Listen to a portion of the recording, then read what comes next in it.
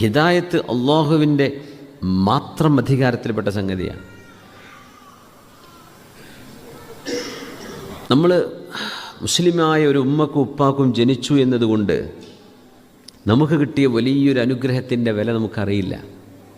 നമ്മൾ മറ്റ് സമുദായങ്ങളിൽ പോലെ ഏതെങ്കിലും ഒരു ജാതിയിലോ മതത്തിലോ ജനിക്കുകയും അപ്പോഴും നമുക്ക് അള്ളാഹുവിനെ കണ്ടെത്തൽ ബാധ്യതയാണ്.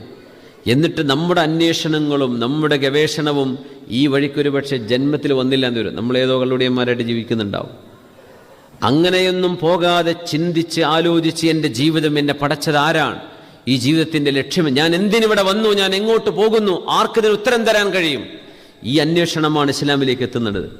അങ്ങനെ കലിമ ചൊല്ലി ഷഹാദത്ത് ചൊല്ലി 2 കണ്ണിന്നും കണ്ണുനീര് വന്ന് ഒരു 20-ാം വയസ്സിലോ 30-ാം വയസ്സിലോ 50-ാം വയസ്സിലോ ഇസ്ലാം സ്വീകരിച്ച് ഈ ദീനിൻ്റെ മുറ്റത്തേക്ക് വരുന്ന ഒരു മനുഷ്യനെക്കുറിച്ച് ആലോചിക്കുക. നമുക്കതൊന്നും